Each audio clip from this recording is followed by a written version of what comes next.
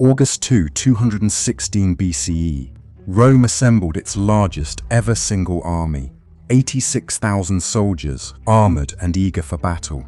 By sundown, 70,000 were dead, not by superior numbers, but a trap they willingly entered. Hannibal Barca had no numerical edge, just a genius blueprint, a geometric idea so precise, generals still study it, none have replicated it. How did a smaller army win? The key to Cannae isn't just the battle itself. We must revisit the oath. 9-year-old Hannibal watched as his father, Hannibal Barca, the renowned Carthaginian general, made ready to sail west for a Spanish campaign. The young boy pleaded to accompany him. Hannibal consented, but with a sole condition. He led his son to an altar, making him swear before the gods that Rome would be vanquished by his hand. Target, but as a sacred obligation inherent in the Barca lineage. Rome had certainly fueled this animosity. Carthage suffered a humiliating defeat in the First Punic War. Rome seized Sicily and imposed devastating tribute. This sent a powerful message across the Mediterranean. Carthage's dominance was over. Hannibal passed away before he could retaliate. Hannibal then inherited this vengeance. Rome never anticipated his military strategy. Roman projections always assumed Carthage would deploy a fleet, engage in an African defense. Hannibal entered Spain, raising an army there, and then achieved something thought impossible. His forces then traversed the Alps. They endured 15 days of snow and ice, navigating mountain passes where rocks needed shattering with vinegar and fire to carve a path wide enough for men and their beasts. Local tribes launched ambushes. Frostbite affected many. Altitude sickness plagued them. His journey started with approximately 50,000 troops. Emerging on the other side with roughly 26,000, he was already outnumbered in Italy, and nearly all his war elephants were gone before facing any Roman legion. Yet, he still achieved victory. In 218 BCE at the Trebia River, he enticed Roman forces into a frigid dawn river crossing, then outflanked and annihilated them. At Lake Trasimene in 217 BCE, his entire army was concealed by fog on a hillside road. He killed 15,000 Romans in less than 3 hours. The Romans couldn't even form a battle line. Rome's answer was appointing Quintus Fabius Maximus as dictator, a man who truly grasped his formidable opponent. Fabius opted against directly confronting Hannibal. He followed him through the hills, severed foraging groups, choked supply lines, and waited patiently. Rome's Senate labeled him a coward. They mockingly named him the Delayer, unaware this strategy was their only correct option. However, patience carries a political price. In 216 BCE, Rome's patience had worn thin. Command was assumed by 2 new consuls, Gaius Terentius Varro and Lucius Aemilius Paulus. Their mission was clear: find Hannibal and finish this war. Hannibal's supplies were dwindling, deep within enemy territory, and he'd spent 2 years in Italy receiving no reinforcements from Carthage. Near the Aufidus River, by the town of Cannae on an open plain, they met. The trap was set, Rome just hadn't seen it. Cannae is a flat, open plain. No hills, forests, or hidden terrain. The Orpheus River flows along one border, beyond which lies only sky and the scorching August heat. Rome selected this location, as flat terrain favored their legions. Heavy infantry, with locked shields, advancing en masse, was the Roman tactic, demanding ample space for effectiveness. Hannibal chose this for the exact same reasons. On flat ground, everything is visible. There's nowhere to stage an ambush, no ridge to hide an army, no trick of the terrain. What Hannibal was about to do would unfold in full. Varro had a simple plan. Mass the infantry more densely and deeply than typical, then push directly through Hannibal's center with overwhelming force. The Romans outnumbered them. If that concentrated mass forms a fist striking the middle, this tactic had proven effective previously. It seemed the most logical approach. Hannibal positioned his formation in a curve, protruding outwards towards the Roman lines, resembling a shallow bow. At the precise center of this curve, he deployed his less experienced troops, Gallic and Spanish infantry. These were seasoned fighters, yet not his elite. On both flanks, concealed at the outer edges, he deployed his seasoned African veterans, who were experienced, disciplined, and under explicit orders to hold position until commanded. His cavalry was divided across both wings, potent Iberian and Gallic horsemen on the left, with Numidian riders positioned on the right. Romans observed the curved formation and perceived a center ripe for breaching. As the conflict began, Roman infantry vigorously pushed into Hannibal's center. The Gauls and Spanish absorbed the impact, faltered, and ceded ground. The Roman line advanced.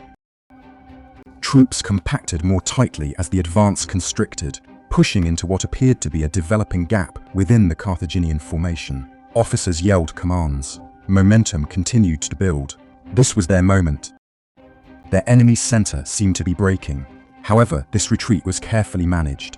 Every single step backward was premeditated. Hannibal's formation bowed inwards, resembling a slowly closing hand, and Roman soldiers pursued, compressing themselves further as they advanced, with tens of thousands of men funneling into increasingly confined space. As they pushed harder, their available space diminished. Shields began to interlock. Sword arms found full extension impossible. The surging press of bodies from the rear continued because soldiers at the back couldn't perceive the events unfolding ahead. Yet, the African veterans on both wings remained unmoving, and then they moved. Both wings simultaneously pivoted inward, striking the Roman flanks. Soldiers, unaware of the hidden flanks, suddenly faced spears from both left and right. Then, the cavalry delivered the final blow. The powerful horsemen on the left had completely routed Rome's allied cavalry, not through a drawn-out struggle, but by utterly driving them off the field. This allowed them to wheel around the Roman formation's rear and attack from behind. The Romans found themselves encircled on all sides, front, flanks, and rear. 86,000 men had no space to maneuver, no room to charge, and nowhere to retreat. Soldiers within the interior couldn't lift their sword arms due to bodies pressed against them from all directions. Breaking formation was impossible. Their organized ranks had already disintegrated. What was once an army had become a mere mass, and a mass cannot effectively fight. The slaughter lasted 6 hours. Not due to Roman resistance, most couldn't move to even attempt it. It lasted 6 hours simply because there were 70,000 victims, and dispatching each one required time. Consul Paulus perished on that field. Varro escaped with only a few thousand survivors. Hannibal suffered minimal casualties, losing few men. No battle in recorded history has achieved such a devastating ratio at this scale. Cannae is not merely a Roman defeat. It stands as the strategic geometry is patient enough to allow the adversary to march directly into its own demise. The sun was still elevated when Hannibal arrived at Hannibal's position. His cavalry had just finished encompassing an entire Roman army, effectively sealing their fate. The pathways leading to Rome lay undefended. The city had dismantled parts of its fortifications to supply the legions at Cannae, and those very forces now consisted of 70,000 fallen soldiers desiccating under the August sun. Hannibal instructed Hannibal to advance. March immediately this very night, and in 5 days a Carthaginian general will be resting of military discourse. You understand how to achieve a victory, Hannibal, but not how to capitalize on it. Regardless of whether those specific words were spoken, every officer present in that camp was convinced Rome's defeat was certain. The numerical facts confirmed it. The countless casualties confirmed it. Hannibal opted not to advance. and the unresolved debate surrounding his decision has never. The first reason is a practical one. Hannibal possessed no equipment for a siege, and Rome itself was protected by formidable stone ramparts. An army capable of utterly destroying 60,000 combatants in open-field combat. The second hypothesis is strategic. Hannibal's objective was not to burn Rome to the ground. He sought to dismantle it from within by enticing its Italian allies to defect, thereby transforming Rome's own network of subjugated. The third hypothesis proves to be the most perplexing. Could it be that Hannibal simply could not comprehend Rome's unwillingness to negotiate? Any other significant power in the ancient world, after suffering a setback as severe as Cannae, would undoubtedly have dispatched emissaries. Terms for peace would typically have been deliberated. This Capua, which was Italy's second largest city, changed allegiances, soon followed suit. Several southern Italian settlements opened their gates to the Carthaginians. Theoretically, Hannibal's strategy of alliance building appeared to be successful. Yet Rome responded in a manner unparalleled by any ancient power. Nothing collapsed. The Roman Senate voted to decline any ransom payments for the soldiers taken captive at Cannae, despite thousands of Roman combatants still remaining alive in Carthaginian custody. That particular decision made no fist, implicitly stating that Rome would not be swayed by pressure, unbowed by defeat, unmoved by hostages, nor by the immense cost of 70,000 lost lives. New legions were swiftly formed, the financial prerequisite conscripted. Temples were divested of their consecrated armaments, which were then given to soldiers who required them. Every available resource the city could muster, it utilized. Fabius eventually returned. His approach, the very one the Senate had once derided as cowardly, was reinstated as official Roman military doctrine.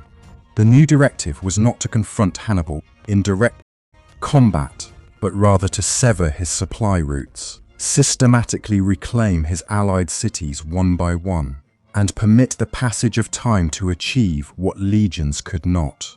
Hannibal campaigned throughout southern Italy for a number of years, and awaiting a systemic breakdown that ultimately never materialized. The general who eventually broke the stalemate was youthful, well-read, and had dedicated years to contemplating the Battle of Cannae. Scipio Africanus completely moved the conflict out of Italy, landing in North Africa and directly menacing Carthage itself. Hannibal was then recalled from Italy to defend his home city. At Zama in 202 BCE, Scipio skillfully turned Hannibal's own double envelopment strategy against him. The very man who conceived the trap subsequently fell victim to a version of his own design. Carthage ultimately capitulated. Hannibal spent the remainder of his life journeying from one royal court to another, throughout the eastern Mediterranean. When Roman agents finally cornered him in Bithynia, he consumed poison rather than be captured alive. Rome did not achieve victory because its soldiers were inherently superior. They triumphed because they adamantly refused to accept what, in military annals, or perhaps the most perilous form of self-deception, because it proved effective. The impact of Cannae was not confined to that specific plain in southern Italy. Its influence propagated. Every serious military strategist who succeeded Hannibal invariably arrived at the same fundamental inquiry: could such a feat be accomplished again? Could a numerically inferior, patient force position itself with such precision that a larger adversary would advance into its own catastrophic destruction, remaining utterly convinced, until the very last instant, that it was on the verge of triumphing? Alfred von Schlieffen dedicated the final years of his existence to attempting to resolve that profound question. His strategic framework, the one that dispatched German armies sweeping through Belgium in 1914, was a direct endeavor to replicate Cannae on a continental scale, to encircle France before Russia could fully mobilize in the east. effectively closing the strategic pincer before the enemy fully grasped the movement underway. The strategic design inherently embodied Cannae's core logic. It ultimately failed, partly because the military forces involved were simply too immense, the terrain too fragmented, and communication systems too sluggish for any commander to maintain flank stability while the central forces advanced. Hannibal's double envelopment tactic demands a level of command that becomes increasingly difficult as the size of the military contingent expands. Norman Schwarzkopf explicitly invoked Cannae by name when formulating the Gulf War campaign in 1991. The renowned left hook maneuver through the western desert, arcing around the Iraqi flank and severing their retreat, utilized the identical geometric principle, ingeniously adapted for armored divisions and satellite navigation, instead of ancient cavalry and dusty battlegrounds. It proved successful, though the prevailing conditions were sufficiently distinct that the comparison has inherent limitations. West Point incorporates it into its curriculum. Sandhurst also instructs on this principle. Sancerre similarly includes this lesson. Every major military academy on Earth features Cannae in its syllabus as the foundational text concerning envelopment warfare, which invariably prompts a question: if this particular battle has been meticulously examined for over 2 millennia, why then has no one successfully duplicated it on the same scale? The unspoken answer, subtly woven through every analysis of that historic day, is that Cannae necessitated something beyond what tactical blueprints illustrate. It required a willing victim. Rome had to genuinely believe it was achieving victory even as the trap was meticulously closing. That profound conviction, that absolute certainty in their forward momentum, is precisely what caused 86,000 men to compress themselves ever more tightly into an area from which escape was impossible. The strategic trap required more than just meticulous geometry. It also demanded profound pride. Could it be that what Hannibal unearthed was not merely a tactical maneuver, but something akin to a fundamental law, asserting that any military force, regardless of its magnitude, can be compelled to bring about its own destruction if it remains confident that it is continuing to advance? For 2,000 years, military leaders have intensely studied this battle. Not a single one has successfully executed it on an equivalent scale. Cannae definitively demonstrated that sheer numerical strength without precise geometric arrangement is merely dead weight. Although Hannibal never conquered Rome, the strategic blueprint he meticulously crafted on that plane continues to exist within every military classroom across the globe. The man whom Rome pursued relentlessly to his death left behind something that even they could not incinerate, namely, the powerful idea that a numerically inferior force, when impeccably structured, possesses the capacity to overcome any adversary. Should compelling narratives such as this captivate your attention late into the night, then consider subscribing to Empire Echoes and